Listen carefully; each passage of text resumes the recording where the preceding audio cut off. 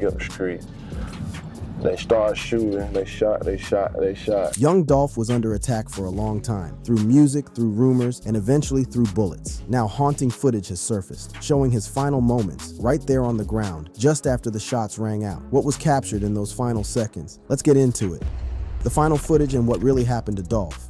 The internet's been buzzing lately with talk about young Dolph's final moments and some footage that's recently surfaced during the trial of his alleged killers. If you ain't hip to what went down that fateful day, let me school you real quick on what really happened to one of the realest to ever do it. On November 17th, 2021, young Dolph, born Adolph Robert Thornton Jr., pulled up to Makita's homemade butter cookies in South Memphis, a spot he was known to frequent whenever he was back in his city. What should have been a regular day turned tragic when two gunmen approached and fatally shot him in broad daylight. The autopsy revealed that Dolph suffered 22 gunshot wounds, showing just how brutal and targeted this attack really was. Now, during the recent trial that started in September 2024, the prosecution presented surveillance footage showing Dolph's final moments before the shooting. According to reports, the video shows Dolph and his brother Marcus entering Makita's, with Dolph on his phone while looking at cookies. The footage captures an employee who notices something outside, gets scared, and rushes to the back of the store. That's when the gunmen presumably arrive. Let me keep it a stack with y'all. This footage ain't easily accessible to the public, and for good reason. It's currently part of active court evidence in the trial of Justin Johnson, one of the men accused of Dolph's murder. But witnesses who've seen it described how Dolph's distinctive camouflage Corvette can be seen parked outside the shop, a whip that real fans know Dolph loved to showcase on his social. There's also another video from a gas station that shows Dolph just moments before heading to the cookie shop. In this footage, he's pumping gas into his 2021 Corvette Stingray, rocking a yellow t-shirt, just going about his day like any other. This was literally the last time he was captured on video before the shooting. But why would anybody want to take out young Dolph? That's where this story gets deeper than surface level. See, Dolph wasn't just another rapper, he was an independent force in the game who built his own empire without bowing down to the majors. Paper Route Empire was his creation, his legacy, and he was proud of how he maintained ownership of his masters and his movement. But it's a difference when you own your and you making a certain amount of money every year and your is going to do nothing but keep growing and doubling and tripling every year. So you know what the hell you worth and it's all yours. Something happened to you, that's your family. You know what I mean? Your masters ain't going, my masters ain't going to that record label, and that record label. No. You know what I mean? Like I got a little boy, I got a little girl. You know what I'm saying? I got nieces, I got nephews. You know what I'm saying? Like Glock finna get ready to have little Glocks running around. Right. You know what I'm saying? Like that's what we doing it for, bro. Like it is what it is. This independence, this refusal to play the industry game by anyone else's rules made Dolph stand out, but it also made him targets. And one of the most publicized beefs in Dolph's career was with fellow Memphis rapper Yo Gotti and his CMG label. The tension between Dolph and Yo Gotti reportedly started around 2016 when Dolph dropped his debut album titled King of Memphis, a title that some felt was a direct challenge to Yo Gotti, who had long positioned himself as Memphis's top dog. This led to a series of diss tracks from both sides, including Dolph's infamous Play With Yo, which directly targeted Gotti. But Dolph made it clear in interviews that his issues with Gotti went beyond rap. In one particularly revealing clip, Dolph broke down why he could never respect Gotti. Why do they keep trying to make it a rap beef between you and Gotti though? If it's something about you I just don't respect, bro, I can't sit and fake and act like it's all good. That's understandable. Know what I'm saying? Right. Like the first time I even met little dude, go in the studio. First time. He added. He sent everybody out the studio. Like, let me holler at Dolph. Like, man, you got your own everything, bro. You popping. You like, bro, you got the money, you got your team, you got this, you got that. You like, bro, I'm telling you, we can do this, we can do that. You ain't like Zilla. I ain't gotta hold your hand like Zilla. You ain't like Starlito. I ain't gotta hold your hand like Starlito. I ain't gotta babysit you like them. It's my first time meeting you. This beef wasn't just on wax, it allegedly spilled into the streets. In 2017, Dolph's SUV was shot at over 100 times in Charlotte, North Carolina, though he walked away unharmed due to the vehicle's bulletproof panels. Following this incident, Black Youngsta, a Yo Gotti protege, was arrested along with two others, though charges were later dropped due to insufficient evidence. Later that same year, Dolph was shot multiple times outside a retail store in Hollywood, Los Angeles, requiring hospitalization for 2 weeks. Yo Gotti was initially considered a person of interest in this case, but was later cleared. These incidents highlight how real the danger was for Dolph, who seemed to have a premonition about his safety. In one of his interviews, he spoke about not feeling safe. Necessarily safe out here for black men nowadays. It ain't safe out here for black men, but it ain't safe out here for nobody, though, if you tell the truth, if you just think about it. You know what I'm saying? Like, I ain't finna have my child around all the even occurred to go on. Dolph was conscious of how money and success could attract envy and danger. He even spoke about hiding his wealth early in his career. But I was the type that I have some paper and run up an amount of paper where I'd be like, damn, I don't want nobody to know that I got this paper. I always been real personal and like, let me keep my shit on the under, you know what I mean? Because I don't want nobody to get offended, I don't want nobody to get jealous, I don't want nobody to envy me. And like, that money, that shit do some weird shit, especially with your closest one. Fast forward to 2021, and the tragic shooting at Makeda's Cookies would claim Dolph's life. But the story doesn't end there. The murder trial has brought shocking revelations about what might have been behind this hit. During the trial of Justin Johnson, which began in September 2024, prosecutor Paul Hagerman made a stunning allegation that Yo Gotti's brother Big Juke, Anthony Mims, had placed a $100,000 bounty on Dolph's head. This claim was backed up by testimony from Cornelius Smith, who admitted to being one of the shooters. According to court testimony, the hit was allegedly offered to Justin Johnson as part of a plan to secure a recording deal with CMG, Yo Gotti's label. In a twist that adds even more complexity to this saga, Big Juke himself was killed in a targeted shooting on January 13th, 2024, outside Perignon's restaurant and event center in Memphis. This occurred during a repast following a family member's funeral. As of now, no arrests have been made in Big Juke's killing, and authorities haven't officially connected it to Dolph's murder. This cycle of violence has cast a dark shadow over the Memphis rap scene, highlighting the very real dangers that exist beyond the music. The legal proceedings have seen Justin Johnson convicted and sentenced to life in prison in September 2024, while Cornelius Smith's trial has been delayed to July 28, 2025. A third suspect, Hernandez Govan, charged with conspiracy and planning the murder, is also awaiting trial. So what we have here is a tragic story that's still unfolding, with the footage of Dolph's final moments serving as a grim reminder of the real-life consequences of these street beefs. Let's dig deeper into the fallout from Dolph's death, the legal proceedings, and how Memphis has mourned one of its fallen sons. The beefs, the bounty, and the big homie Juke. The beef between Young Dolph and Yo Gotti wasn't just for show. It was deeply rooted in Memphis street politics and label rivalries. Dolph's Paper Route Empire and Gotti's Collective Music Group represented two competing factions in the Memphis rap scene, and the tension between them was palpable. In interviews, Dolph kept it 100 about how he viewed the situation with Gotti. He wasn't one to hold his tongue, and when asked about diss songs targeting Gotti, he was clear that it wasn't about clout or attention. Let me drop this song about this faggot so it can get me hot. Hell no, this getting me hot. That shit doing nothing for me. Right. It's the point, bro. It's the principle. It's the principle. Don't play with me. Play with your. I remember because we had See the what I'm conversation. saying? Dolph felt that Gotti and his artists were using his name to generate attention for themselves. During a radio interview, he broke down his perspective. When you first heard of his artist, how did you hear about his artist? He made his artist say screen Dolph name. He made his artist bring up Dolph name and tie Dolph name to his name, right? That's when everybody got him, such and such. Nobody never knew him. Right. See what I'm saying? That's how he got his attention. Now I mean, you already made your artist use my name to get some attention. I laughed at that. It's funny to me.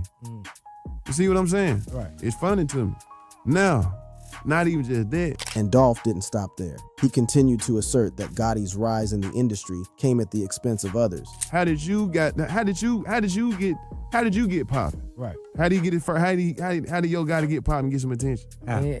Nobody heard of him to win till he dissed 3-6 Mafia. This is true. Okay. But beyond the verbal jabs and diss tracks, research suggests that Young Dolph was likely involved in gang-related conflicts in Memphis, which may have contributed to the escalation of violence. According to Detective Tony Doss of the Covington Police Department, the motive behind Dolph's murder was likely gang retaliation. This connection is significant as it suggests the attack wasn't isolated but part of broader gang dynamics in Memphis. Memphis has neighborhoods like Mitchell Heights and Binghamton noted for gang activity, and the city's multi-agency gang unit has been involved in mitigating such conflicts. This context underscores the environment in which Dolph operated, where gang-related violence was prevalent. Now let's get into the most shocking allegation that came out during the trial, the claim that Big Juke, Yo Gotti's brother, had placed a $100,000 bounty on Dolph's head. This bombshell was dropped by Deputy District Attorney Paul Hagerman during the opening statements of Justin Johnson's trial. According to the prosecution, Big Juke allegedly offered the hit to Johnson as part of a plan to secure a recording deal with CMG. Amid the feud between Dolph's Paper Route Empire and Gotti's CMG, this claim was corroborated by Cornelius Smith, who testified that he and Johnson were told about the hit by Hernandez Govan, with the money being split, Govan keeping $10,000 and each gunman receiving $40,000, though Smith claimed he only received $800 before his arrest. It's important to note that Big Jook was never charged in relation to Dolph's murder, and these allegations remain part of court testimony rather than proven facts. Yo Gotti himself has never been implicated in Dolph's death by authorities. In a tragic twist to this already complex story, Big Jook himself was killed in a targeted shooting on January 13, 2024, just months before these allegations would come to light in court. Big Jook, whose real name was Anthony Mims, was shot outside Perignon's Restaurant and Event Center in Memphis while attending a repast following a family member's funeral. The timing of Big Jook's death, coming less than a year before the trial where his name would be connected to Dolph's murder, has led to speculation about whether the two killings might be connected. However, as of April 2025, no arrests have been made in Big Jook's case, and authorities have not officially linked it to Dolph's murder or the subsequent allegations. What we do know is that the cycle of violence has continued to plague Memphis rap, with both PRE and CMG losing key figures. Dolph's murder and the subsequent legal proceedings have shed light on the dangers that exist in the industry, particularly for artists navigating street politics while building their careers. The legal aftermath of Dolph's murder has seen significant developments. Justin Johnson was found guilty on all counts, including first-degree murder, conspiracy to commit first-degree murder, and weapon possession. He was sentenced to life imprisonment with the possibility of parole after 63 1/4 years. Jamarcus Johnson, another suspect, pleaded guilty to 3 counts of accessory after the fact, with his conspiracy charge dropped. He is expected to testify against co-defendants and faces 12 years in prison. Cornelius Smith, who was indicted for first-degree murder and linked to the theft of the Mercedes used in the attack, admitted to shooting Thornton in court. His trial has been delayed to July 28, 2025. Hernandez Govan, accused as the mastermind of the hit, is under 24-hour house arrest with his trial set for July 28, 2025. After delays, the investigation remains ongoing, with no public disclosure of the exact motive, but the involvement of individuals with gang ties and the pattern of violence suggests a complex web of gang-related conflicts. It's worth noting that Young Dolph's case is often compared to other hip-hop artist killings, such as Nipsey Hussle, XXXTentacion, Pop Smoke, and Takeoff, which were also linked to gang violence or retaliation. This comparison underscores the vulnerability of artists in environments with high gang activity, where personal feuds can escalate into deadly violence. In Memphis, the aftermath of Dolph's death saw hundreds flocking to the crime scene, expressing grief and calling for an end to gun violence. Social media was flooded with tributes, and tensions flared, with some onlookers cursing and others laying on the ground in mourning. The city honored Young Dolph by renaming a street in his memory, reflecting his legacy as a neighborhood hero, despite the controversies that surrounded him in life. As we've seen, the story of Young Dolph is not just about the music, it's about the very real dangers that exist for artists navigating fame, fortune, and street politics. The beefs, the bounties, and the bloodshed paint a picture of an industry where success can come at a deadly price. Let's tell you about Young Dolph's musical legacy, including his last recordings and the posthumous releases that continue to keep his name alive in the rap game. The legacy, Dolph's last recordings and posthumous releases. Young Dolph's career was marked by his unwavering independence and business acumen. He founded Paper Route Empire in 2010, creating a platform not just for himself, but for artists like his cousin-in-law, Key Glock. Dolph took pride in owning his masters, a rarity in an industry where many artists sign away their rights for a chance at stardom. Dolph was the definition of self-made, building his empire without major label backing. He often spoke about how he didn't have anyone supporting him financially when he started. I can't think of one person that gave me $1 or a coin.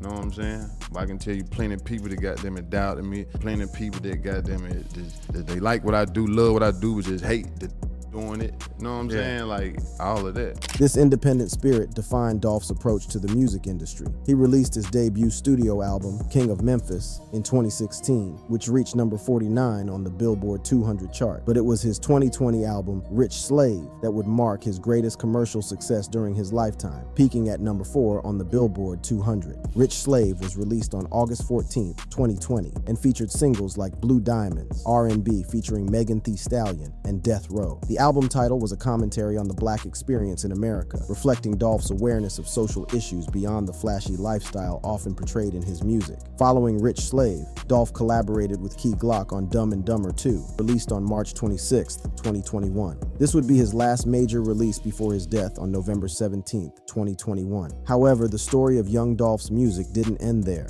After his passing, his estate and paper route empire ensured that Dolph's unreleased music would see the light of day. The first posthumous tribute was a compilation album titled Long Live Young Dolph, announced on January 10, 2022, and released on January 21, 2022. This project featured artists from the Paper Route Empire roster paying homage to their fallen leader. Then, on July 27, 2022, what would have been Dolph's 37th birthday, the single Hall of Fame was released. This marked his first posthumous solo release and offered fans a glimpse of the material he had been working on before his death. But the most significant posthumous release came on December 16, 2022, with the album Paper Route Frank. This project was special because it wasn't just a compilation of leftover tracks. It was an album that Dolph had completed before his death. The album featured collaborations with Key Glock, 2 Chainz, and Gucci Mane, among others, showcasing Dolph's continued evolution as an artist. Leading up to the album's release, the single Get Away was released on November 18, 2022, coinciding with the 1-year anniversary of Dolph's death. The song reflected on Dolph's desire to escape the troubles of his life, a poignant theme, given his fate. While the exact chronological order of when these songs were recorded isn't publicly known, it's highly likely that tracks like Hall of Fame and Get Away, which were released as singles before the full album, were among his final recordings. Based on the timeline of his previous releases, these songs were likely recorded in late 2020 or early 2021. What makes Paper Route Frank particularly significant is that it represents Dolph's artistic vision in its purest form. Unlike some posthumous releases that are cobbled together from demos and unfinished work, this album was reportedly completed according to Dolph's specifications before his death. The album peaked at number 25 on the Billboard 200. A testament to Dolph's enduring popularity and the quality of the music. It also served as a reminder of what the rap world lost when Dolph was killed. A unique voice with an independent spirit who consistently delivered authentic street narratives. Beyond the music, young Dolph's legacy lives on in other ways. His emphasis on ownership and independence has inspired a generation of artists to pursue similar paths. His philanthropic efforts in Memphis, including turkey giveaways during Thanksgiving and donations to his high school, showed his commitment to giving back to his community. In the aftermath of his death, Memphis honored him by renaming a street Adolph Young Dolph Thornton Jr. A street naming ceremony in December 2021 celebrated his legacy as a neighborhood hero, recognizing his impact beyond music. His family and Paper Route Empire continue to preserve his memory. His partner Mia Jaye has been vocal about the impact of his death and continues to raise their children with his principles in mind. Key Glock, his protege and family member, has carried on the Paper Route Empire flag, ensuring that the label Dolph built continues to thrive. Young Dolph's story is one of triumph and tragedy. He overcame insurmountable odds to build a successful career in business on his own terms, only to be cut down in his prime. His journey from the streets of Memphis to rap stardom exemplifies the American dream, while his death reminds us of the perils that can come with success, especially for those who refuse to leave their roots behind. Footage of his final moments, now part of a court case seeking justice for his murder, serves as a sobering reminder of how quickly life can change. One moment, he was just a man buying cookies in his hometown. The next, he became another statistic in the alarming pattern of violence that has claimed too many hip-hop artists. As fans continue to discover and appreciate his music, both the releases from his lifetime and those that came after, Young Dolph's voice continues to echo through the streets of Memphis and beyond. His independent spirit, entrepreneurial mindset, and authentic storytelling ensure that his impact will be felt for generations to come. As the legal proceedings against his alleged killers continue, we hope that justice will be served and that Dolph's family can find some measure of peace. But regardless of the outcome in the courtroom, the court of public opinion has already rendered its verdict. Young Dolph was a king, a legend, and a blueprint for independence in the rap game. His story may have ended tragically, but his legacy is just beginning. The Paper Route continues, the empire expands, and the king's influence grows stronger with each passing day. Long live Dolph. What are your thoughts about Young Dolph's tragic death? Drop them in the comments, and don't forget to click the cards on screen for more interesting content.